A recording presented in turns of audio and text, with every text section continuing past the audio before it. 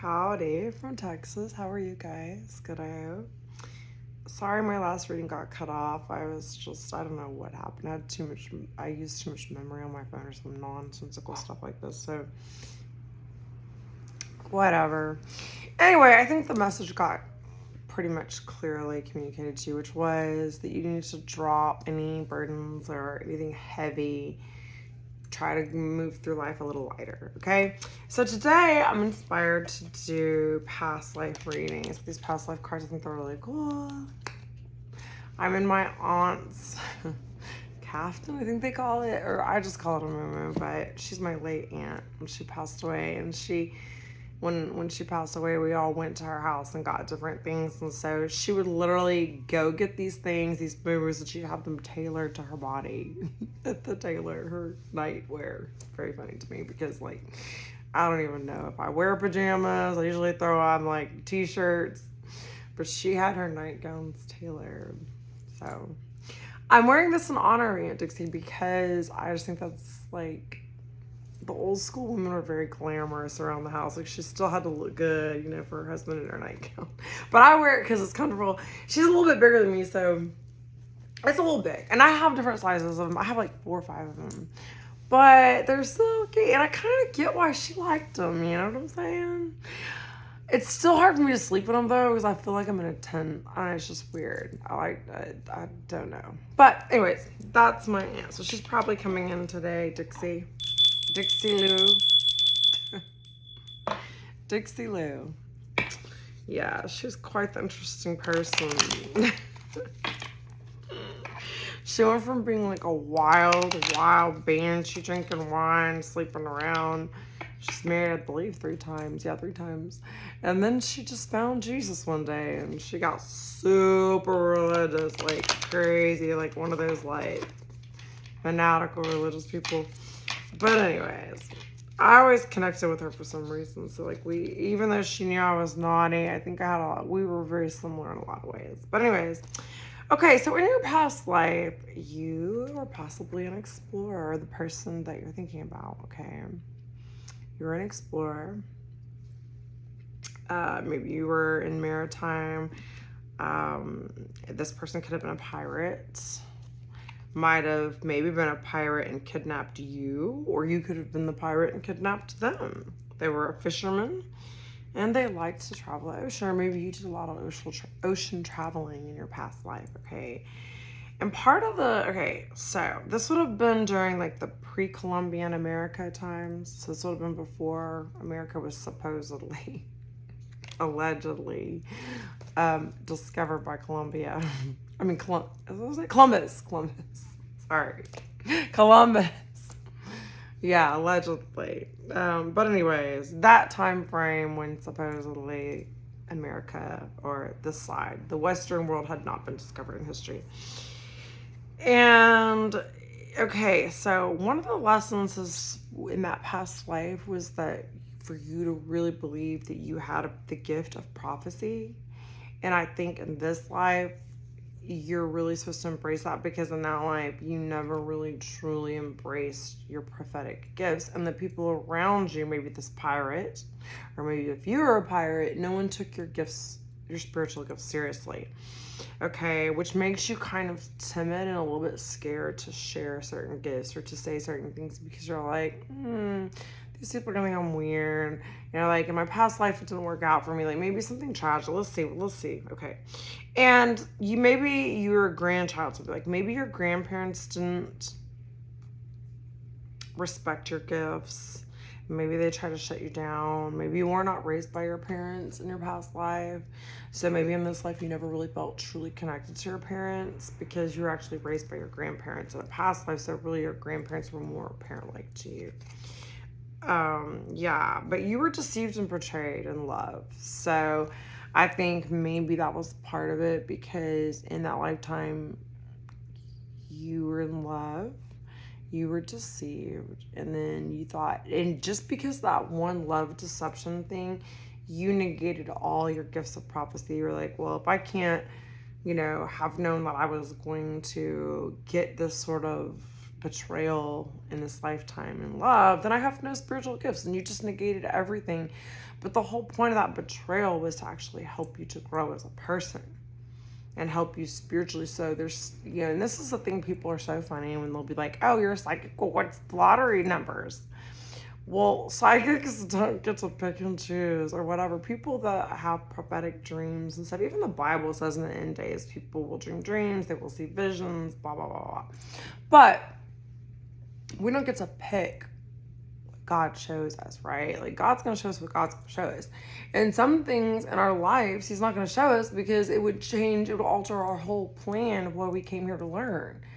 So we don't know everything. We're not all knowing. We don't claim to be all knowing. We claim to tell you the messages that God lets us share to help you on your journey and to help us on our journey. But sometimes God wants us to get involved with people that aren't good for us because that's how we grow. You learn more from your mistakes than you do from the things you do right. Correct? Correct. Yes, just agree with me. Just say yes, you're right. Okay, good. Anyways, so your grandparents in this past life, that you were tied to the ocean and sailing, either you were kidnapped by a pirate or you were a pirate, they forced you into conversion. So it could be that pirates also came to where you live, because we're talking about Columbus, pre-Columbus time. So like maybe some explorers landed, or people that didn't really belong where you were landed, and they forced you to come to have to take on their faith, even though you had these spiritual gifts. So you felt forced to hide it because it was not socially acceptable, and also your safety was threatened over this. I can't remember this by. I'm trying to keep it just so. Okay. And so this caused you to have, they taught you and made you have a guilty conscience. See, I'm not making all this up. It's like a little down here. There's no glare. Guilty conscience, okay? And that's something like it's really hard for you in this life because you do tend to struggle with guilt and having a guilty conscience from this forced conversion, because you felt guilty because you didn't feel like you were sharing your gifts, but then you also felt like, well, maybe I don't have these gifts and they really are demonic and bad because I couldn't predict that this lover would betray me in this lifetime. Okay. So, yeah, and you just really didn't have a lot of support because you were not raised by your parents. I don't know if your parents were maybe at sea, maybe your dad, like your mother died in childbirth or something like that, and I think maybe you had a parent that was always gone at sea, so you were with your grandparents. But in that life, I don't know if you got stranded or what happened, but you died of starvation and dehydration. So it could be possible that maybe you were there, you were forced onto, taken forcibly by pirates, and then you were dehydrated and starved. Maybe the ship got lost, maybe it got stranded. I don't really know, or it could have just been where you were, but it's an ocean traveler.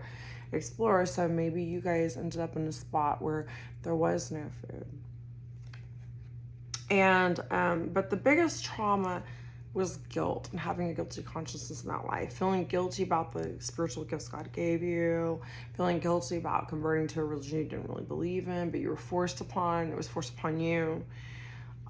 Feeling guilty about maybe like giving yourself up to this person who sort of took you, this pirate, or if it's the opposite and you're the pirate that actually took women or men or slaves or people, you felt guilty because you knew truly you were taking them away from their happiness in their homes and taking them and pirating them. So it also talks about Asia. So it's possible that maybe this happened in Asia and not in North America, but just the times right before North America was discovered. So it would have been in that time period. Or maybe you were taken from Asia to the Americas or to Europe, or you were taken from the Americas before it was actually historical. So this would have just been very primitive people, not primitive, but big ships. But we don't really know that Columbus was the very first human being to make it. And there's a lot of evidence showing otherwise, that Vikings came here and other people, whatever, who cares? But the point is that in this, according to this card, according to what I'm channeling, is that somebody was taken from Asia, to a place against their will, forced to convert, and forced to give up their spiritual gifts. So it was traumatizing, and it caused a lot of guilty consciousness, which was what you were supposed to be learning. That was what you were working on in that past lifetime, okay? And let's see, your death, you died of starvation, dehydration, we talked about that, but you had, one of the lessons you were supposed to learn is how to really, truly believe in your gifts of prophecy, and to learn how to follow your intuition and not question it, like 100% question it. Okay, and there was some unloved karma with your grandparents. That says grandchild. Wait, my eyes are very good, but anyways. So there was some unhealed trauma with your grandparents, okay? Now, that's for you, collective, or it could be someone you know. So I'm going to do 2 piles, and I'm going to do someone that you're thinking of that's maybe not you, anybody else in your life, or it could be you, and that could, you could flip the roles. You have to listen. And tarot, because this is general, you have to use your discernment. And maybe you only hear one thing in this that really fits into your life, but there's a reason you're here, because something I'm saying is meant for you to hear, okay? It could just be for entertainment, to make you laugh. I don't know. I mean, take it up with God. I'm just telling you, I'm not one of these people who's like, well, if you came here, it doesn't resonate, then it doesn't resonate. Well, no, there's a reason you're here. I don't exactly know what God wants you to hear, see. Maybe he just wants you to see my lipstick and be like, oh, I'm gonna do my lipstick like that. I don't know, because it's gonna like make you $1 million. I don't really know, but there's a reason you're here, because everything happens for a reason. So you have to figure out what that reason is, and maybe you won't figure it out, but your higher self and your spiritual self will know why you're listening to me right now. Okay, so anyway, this person, this would be someone else. Like, this is how I'm doing this reading. So between lives, okay, so this is really interesting. So when you passed away, or maybe I'm sorry, I'm gonna have to change this up a bit, because my spirit guides are changing things. This is actually going along with your card as the pirate, okay? So this is the person I think is you, but it could be someone else around you. But in between, when y'all both passed away, because it talks about here, it says between your lives, you did a post-life review. This is why you have out-of-body experiences all the time, or you feel like, and when you were out of your body, this experience of reviewing your lives, the person who stole you, or if you were stolen in this life at sea, you guys just sort of realized that it helped you to kind of analyze what you needed to learn. And I'm talking about spiritual gifts. And you realize that you kind of not failed, but that you didn't fully succeed in this lifetime of learning everything you need to learn, okay? Because you just,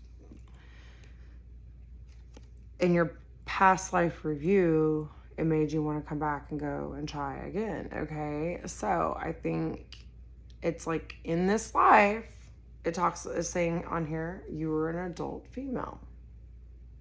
So you're probably the person that was stolen from the pirate, okay? And it says that you were learning how to overcome loss. And I think that was because you were taken by force from a place where you wanted to be, and you lost a lot of your life, like your normal daily life, your culture, your practices, and you were forced, it says you had forced religion put on you, or forced to convert. So you had to learn to overcome loss, and that was something that you decided like more to do in your next life, because you always grieved this till the day you died, and did your review, and you're like, I spent more time grieving than really enjoying the simple things in that lifetime. Then, so it was just, that whole life was just kind of a disaster spiritually, you felt like, because, then this is interesting, because it says magic-based love on here, magic-based love. And so you really were more into magic and more into that kind of stuff. And then this person converted you and took away your prophecy and your gifts, or made you suppress it, made you feel like you need to suppress it, okay? And this cause is felt like a disaster to you, okay? And so you didn't really fully overcome that loss, and you ended up just sort of drowning in your spirit felt like it was drowning. You know, like you just didn't feel like you could be yourself. So you just sort of drowned in your sadness and your inability to overcome the losses of being taken from your homeland, okay? And the pirate was very, very possessive and treated you, or whoever stole you, treated you like a non-possessive love, like, or maybe you were used to like non-possessive love, but this person was very possessive and you felt overwhelmed, but like you felt like you felt like you were just a possession to this person. And maybe that person was possessed. Yeah, that person that stole you or took you from your home and put you into captive situations sort of like was possessed by some kind of dark entity. I do believe that in that lifetime. So they keep coming back because they're possessed. They made a deal with the devil in some way. Obviously, if you're stealing people and enslaving them, you're working for the devil, right? Because we're supposed to be free. But I think the out-of-body experiences that you had, and you would go back to your home and your dreams and like your beautiful life, and that's how you kind of got through until you just sort of drowned in your emotions and died out of like. But I think you learned when like right near your death that, oh wow, like my spiritual gifts really are real and I shouldn't have suppressed them, and it really made you drown in sorrow. And then you start having out-of-body experiences and like, you know, then you died, did your life review, and then, okay. Now, I'm just going to actually just stick with your lives because I don't really want to do another pile for someone else. So this could be you or someone else. We'll just leave it at that, okay? I have to do what I'm being guided to do, and I change it based on what I'm hearing or feeling. Yeah, so I think there was definitely an obsessive love in this lifetime. This would have gone to like the late Middle Ages. Maybe you were a father and you're supposed to be learning about peace, and you just died of old age. You were in India, and yeah, your trauma was just witnessing all these things. And back to secret faith. Wow, this is crazy. Yeah. So, because secret faith was on here too. This lifetime was about jealousy, obsessive love, another woman, or, you know. So, I just feel like everything from the life where you were taken from your home and everything, and then in this lifetime, you were in India. You had an obsessive lover who was extremely jealous. Your love was very obsessive and abusive. There was another woman. You were always in third-party situations. And I think in all your lives, I think you had a true love in this first life that I'm talking about, in your native town in Asia before you were taken by this pirate person, whatever. And then in the next life, which was in India, you were taken from your true love and then put in third-party situations by the pirate because obviously he didn't care about you. You were just a slave. You were just a possession to them. And this is something you're trying to overcome. This is some kind of karmic thing of where you're always a slave or a possession in third-party situations and not in a true, loving, spiritual union, okay? In the three-dimensional. Now, in the spiritual world, that's always different, right? So, there's a lot of jealousy in your life in India, and I think you became the father in this. So it's like you became a father figure, and it says LGBT. So maybe you were a father who was in love with the same sex in the next life, and this was a secret. and you had gifts too, but they were not really recognized and validated once again. And so there was a witness or a bystander who is someone you loved very dearly in this lifetime, who watched you because they were very jealous and angry, and they ended up outing you and shaming you for this same-sex relationship that you had. This was in India, so it was not accepted at the time, around the late Middle Ages. And you did die of old age, like they didn't kill you, but you were kind of shunned. And like, once again, you were like, how did I not use my spiritual gifts to realize I was gonna get betrayed and like outed for this same-sex relationship in this Indian country that you had. And I feel like there were also witnesses and bystanders, like the people that like sold you off to this pirate, or kind of like you felt betrayed in your first life in Asia, that they let you go and didn't try to protect you and keep you. Like they kind of wanted the pirates to take you away. Like you weren't really wanted there, even though you had a great love there. And then in this Indian life, it was the same thing. There were like people witnessing that you truly loved the same-sex person in that lifetime, but they prevented you from being together. And yeah, and you were a father, but you died of old age, really sad, alone, and questioning your faith, questioning your gifts and abilities. Okay. And then when you did your life review, I was like, okay, what do I need to learn? Okay, yeah. And then in your next life, this would be like the late Bronze Age. You were once again an older man. It was star-crossed love, okay? So you were supposed to see the bigger picture in this life. And that's one of the big things of all these lifetimes, is like, in your past lives, you just kind of had funnel vision. It was hard for you to see the big picture. So you're bringing those lessons into this life. This life, you're learning how to open up that scope and see things from a bigger view, rather than just like everything in your immediate life. Like see things from like a more godly vantage, okay?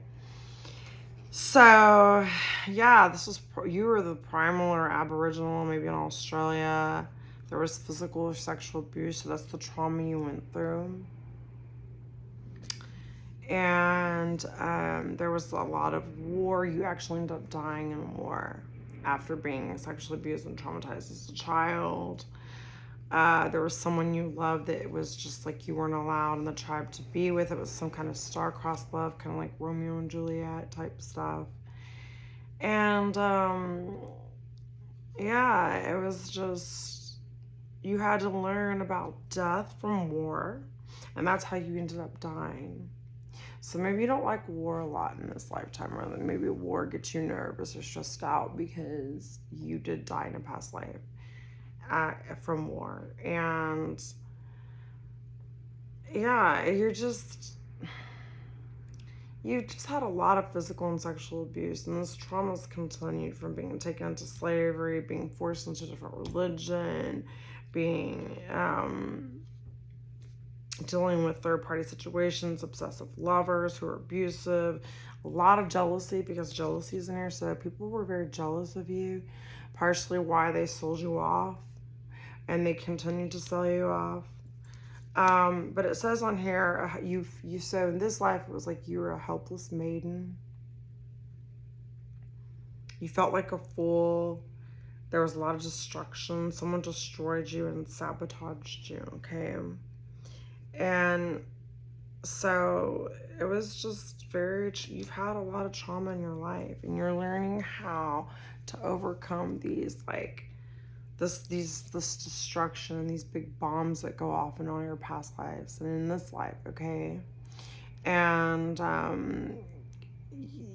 the people around you have acted very foolish, and sometimes you felt like a fool, or they thought they were going to make you the fool. But ultimately, you're going to destroy all these past life enemies spiritually for the things they've done to you and karmically, okay?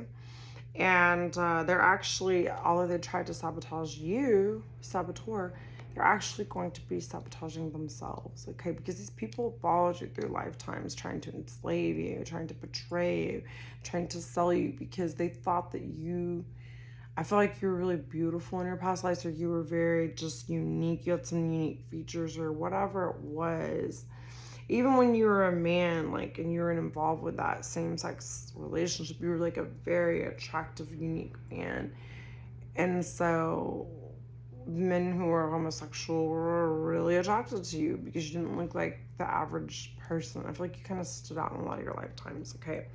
The cards don't say that. I'm just channeling that. But these people have followed you from lifetime to lifetime, and they thought they were going to destroy you, but in the end, they're going to be destroyed because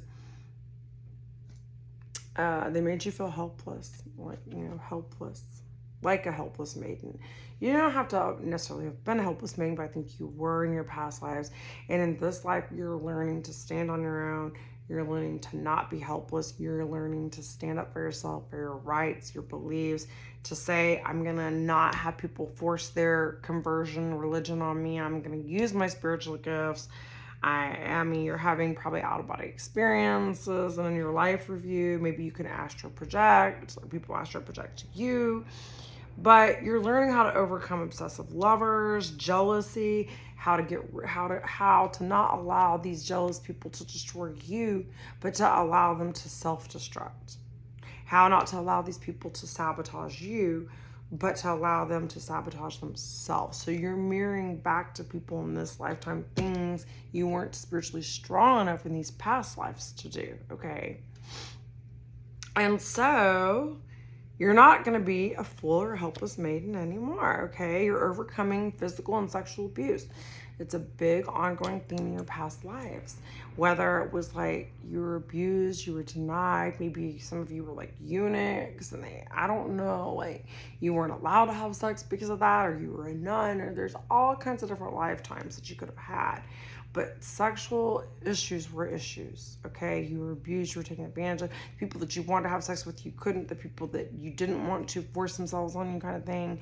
And that is what you're healing, okay? It's something that's part of your life pattern, is like, or your life plan or your spiritual lessons from many lifetimes that you're working through.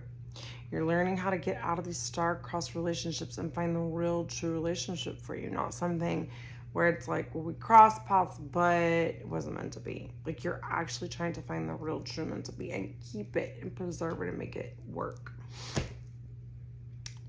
Yeah, so that's what I'm getting. And war, like I said, you don't like violence and war because it makes you feel powerless and just the destruction of it and all that. It's not something you like. But okay, now I'm gonna just use some of my own cards and get some messages like at the end of this reading, the things your spirit guides want you to know now. I hope that helped you about your past lives. So basically work on accepting your spiritual gifts, not questioning your faith. Don't allow someone to convert you to their way of thinking or their ideas or what they believe about life. And also get rid of jealousy, jealous people, because jealousy is a disease, and they become obsessive. People who become obsessive do other things. And there's always been like another woman or another man or an obsessive lover of a lover you had that's always attacking you in these lifetimes. So you're overcoming that, okay? Like I said, whoever tries to destroy you will be destroyed. Whoever tries to sabotage you will be sabotaged. Like, you're mirroring back to them what they're giving into you. They're reaping what they sow. You're no longer a helpless maiden because you're taking leaps of faith. The Fool card, the Fool. You're no longer the Fool. You're taking a leap of faith away from this and learning, and you're going to destroy your enemies' spiritual attacks. You're not going to destroy them, but you're going to destroy their tactics and the things that they're using to try to cause problems in your life. Okay, the first card that came up says, someone poured out the cup you offered them. They refused to see your value. So see, in your past life, they've never seen your value. They've never, like maybe in a past life you used to mix elixirs and healing type things and herbs and stuff, and people would like laugh at your healing abilities and So you just put a lock on your heart, you put a lock on your gifts, you stopped it. Maybe you were locked up. Remember I told you you were enslaved by a pirate. And, you know, you went that way, a lot of arrows. So, like, you just lost your direction or you felt like you were taken away. See how this arrow is taken away from the card? Like, you had to go in a different direction by force because you were locked up. And you were saying no, but your no didn't matter in your past lifetimes. That's why your no in this life has to really matter.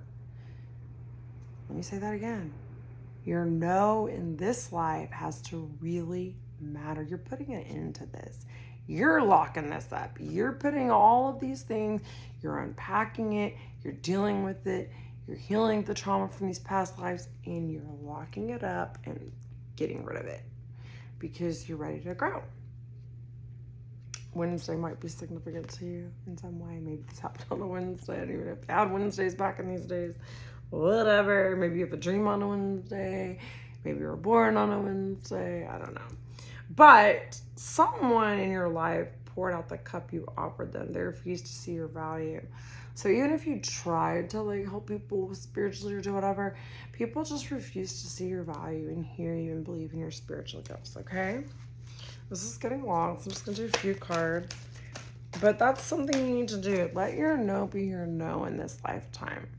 Use your voice because it was suppressed in your past lifetimes, okay? So very extra. Yeah, see, people always treat you like you're so very extra. But you need to choose to be a leader, even if your life is filled with chaos, difficulties, and stress. Keep going, even if you feel defeated, because in these past lives you gave up. It says you drowned in your emotions. So don't allow these themes from this past life to drown you in your emotions. Be the leader that you didn't feel like you could be in your past life. Choose to lead now, okay? You're not so very extra, okay? And there's fruit on here. So there's watermelon and pears. So I just feel like that has to do with like you being in a tropical environment.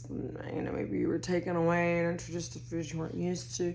Also, the fruits of your labor. Like, don't neglect. Don't miss the opportunity to reap the fruits of your labor, of all this hard spiritual work you've done all these past lifetimes. Like, make this lifetime really count more than you did the past lives, okay? So, choose to be a leader, even if your life's filled with chaos, difficulties, and stress. Keep going. Don't allow life to defeat you in this lifetime as much as it has in past lifetimes, okay? And I'll do, I don't know, one more. Okay. I always do more than one more. Okay, speaking the truth isn't rude. See, you weren't allowed to speak your truth because you had to be forced to convert to other religions and not show yourself, your true self, your gifts. The truth is never rude, guys. The truth is the truth. This goes back to fact and opinion. We used to teach this. I was a reading teacher for 5 years. I taught 4th grade, believe it or not. And people nowadays, like the media and the powers that be, try to muddy up the waters between fact and opinion. Now, facts are facts. Like, my genetics are that I'm this much Irish, this much Scottish, because the gene science proves it, but supposedly. But all Irish people are drunks. That's an opinion. You can't prove that. I'm sure I can find an Irish person who doesn't drink. So people get that muddied up a lot. And the truth is facts. It's like actually what really happened. And that's something that you are learning to stand in your life. Tell the truth. Tell what you believe to be the truth or what you're feeling and hearing. Now, some things are just your opinions, but it's still how you perceive the world because everyone perceives the world differently. Whether people want to accept it or not is their choice and their way of setting boundaries with you. If they don't like what you have to say, then they can just go about their merry way. But in past lives, you weren't even allowed to say it. Like, you were abused and tortured for saying the things that you felt, okay? But when you tell the truth, it is not rude. It actually helps heal and free others. So be honest. There's an M on here. This is April is on here. And then you can do it. And it's awesome. It's awesome to tell the truth.